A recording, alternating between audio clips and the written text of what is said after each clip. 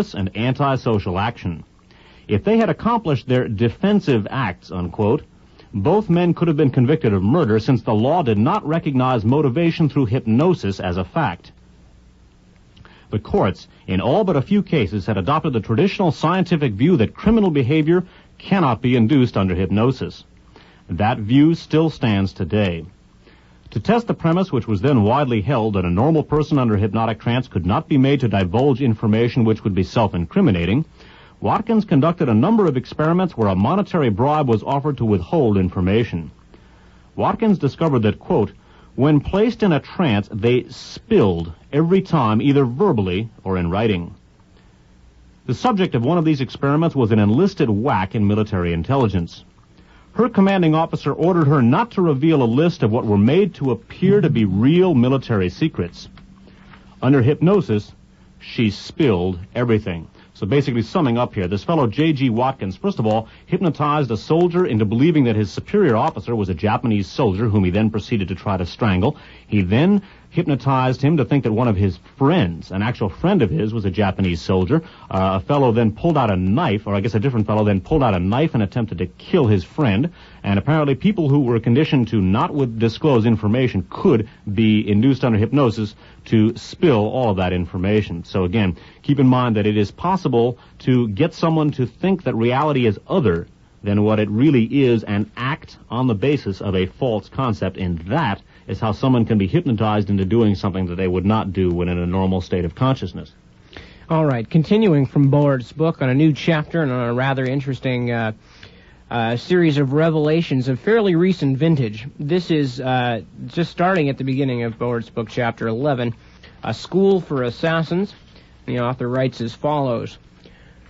The cryptocracy, and by the cryptocracy, Bullard is referring to the people at the top of various intelligence groups interested in this sort of secretive behavior in terms of experimental mind control. So he's using it as a generic term. It doesn't have any specific significance to any specific people.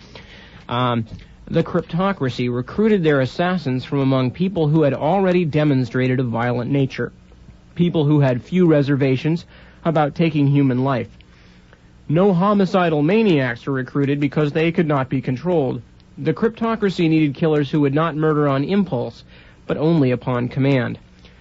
Once selected, the assassin candidates were turned over to the military, where, under the guise of, quote, combat readiness training, they underwent a complete program of conditioning.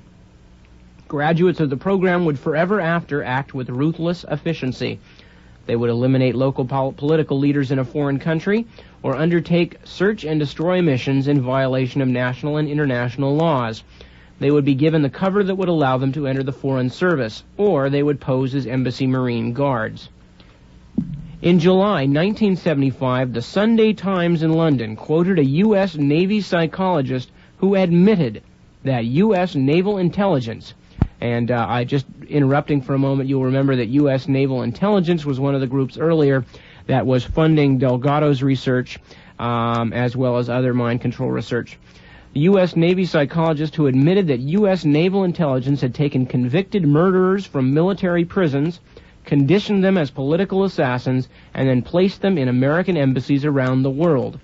This admission came shortly after the Senate Intelligence Committee had scolded the CIA for plotting a number of political assassinations around the world. From the congressional reports, however, one got the feeling that the cryptocracy was being chastised not for the assassinations it had successfully accomplished, but for those which it had attempted but failed. The attempts on the life of Fidel Castro drew the greatest notice from the congressional committees and the press. According to the Sunday Times story, naval psychologist Lieutenant Commander Thomas Narut, N-A-R-U-T, was assigned to the U.S. Regional Medical Center at Naples, Italy. When he first made public the Navy's part in programming assassins, he was attending a NATO conference in Oslo on dimensions of stress and anxiety. In attendance at that conference were 120 psychologists of all descriptions and from many countries. Many of them were involved in research on how to improve man's ability to cope with stress, but none of them felt compelled, as Narut did, to discuss their work so fully or so frankly.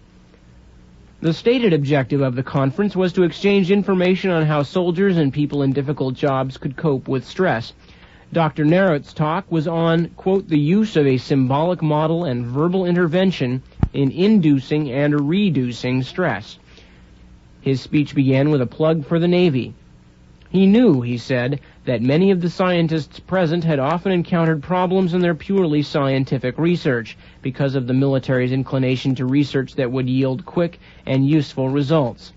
He sympathized with those who had trouble getting subjects, funds, or both out of the military for their purely scientific research. But things were different in the Navy, he said. In the Navy, Narut bragged, there were plenty of captive personnel who could be used as guinea pigs.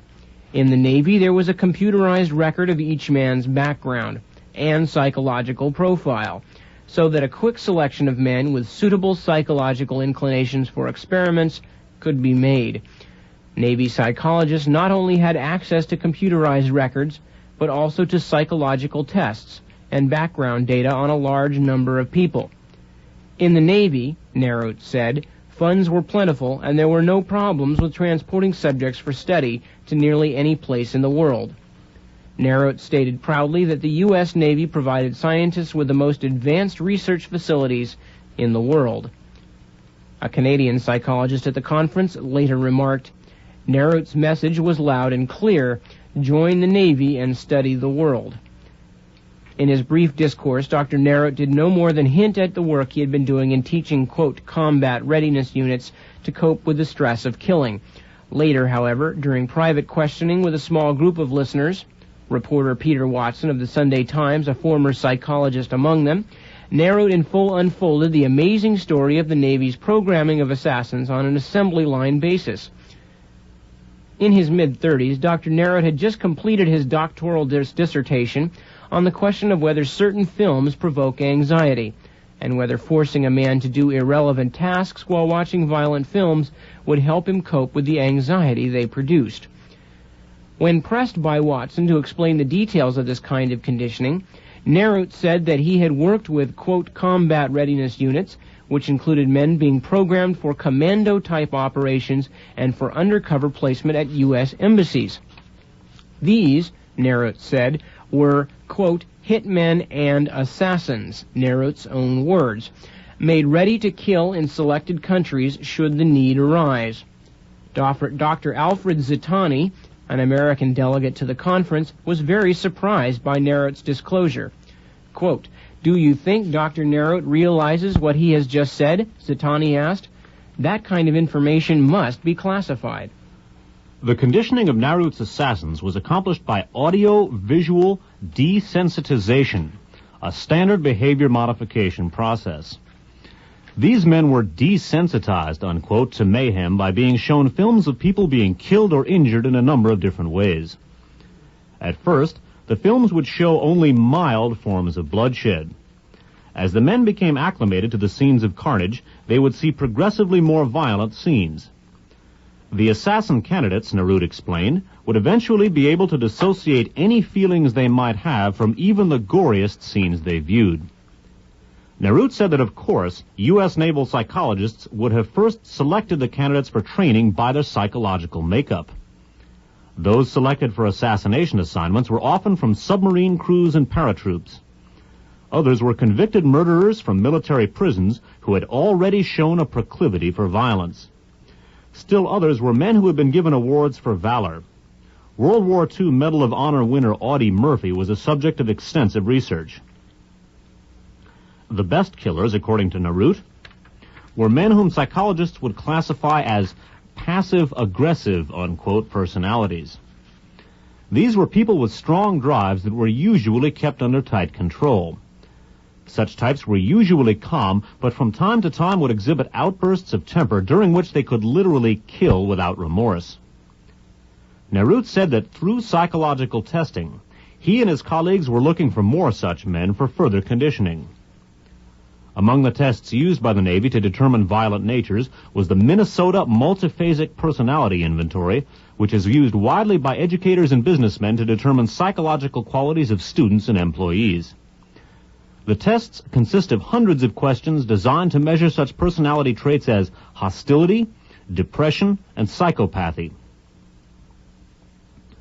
According to Narut, the men selected by the tests or by evidence of past violence were taken for programming to the Navy's Neuropsychiatric Laboratory in San Diego, California, or to the Naples Medical Center, which employed Dr. Narut.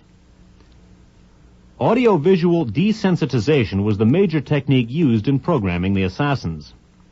Psychological indoctrination completed the programming by instilling the desired prejudicial attitudes. The audio-visual desensitization began with the subject strapped into a chair with his head clamped so that he could not look away from the screen. A special mechanism prevented the subject's eyelids from closing. The candidate was then shown a film of an African youth being crudely circumcised by fellow members of his tribe. The youth was circumcised with a blunt knife, painfully and without anesthetic. This well-known film is used widely in psychological experiments to create stress. Afterwards, the candidate was asked about details of what he had seen. He was asked, for example, to describe the color of the belt on the doctor's trousers or the motif on the handle of the knife that cut off the foreskin. The next film showed a man in a sawmill where planks were sliced from huge logs. In the operation of the saw, the man slipped and cut off his fingers. As the films progressed in gruesomeness, the reactions of the candidate were measured by sensing devices. Heartbeat, breathing rate, and brain waves were recorded, very much as on a polygraph. That, of course, is a lie detector interrupting here. If the physiological responses, which might have been great in the beginning, slowed down and resumed normal patterns as the more bloodthirsty scenes were viewed, the candidates were judged to have completed this stage of conditioning. Continuing on with Boert's Operation Mind Control, the last phase of conditioning, Narut said, was to indoctrinate the candidates to think of their potential enemies as inferior forms of life. By this stage, the candidates would have already been selected for assignment to particular countries.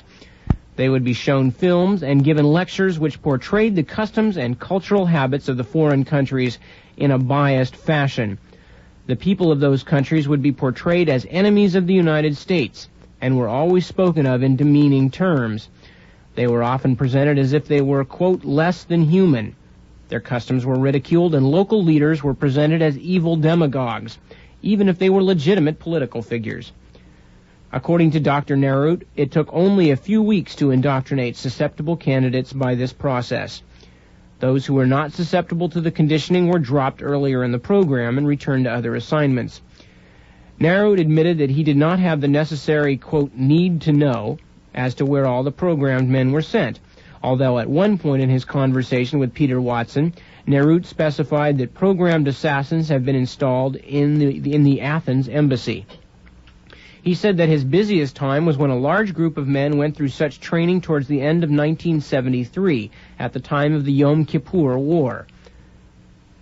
After the Oslo conference interview, Watson returned to London to file his story. Watson is the reporter for the Times and a former psychologist himself. Watson returned to London to file his story. Writing up the details, he found a few points which needed clarification, but he could not reach Narut either at his home or in his laboratory in Naples. Watson then asked the U.S. Embassy in London to comment on the information Narut had volunteered. The embassy passed the buck to the U.S. Navy.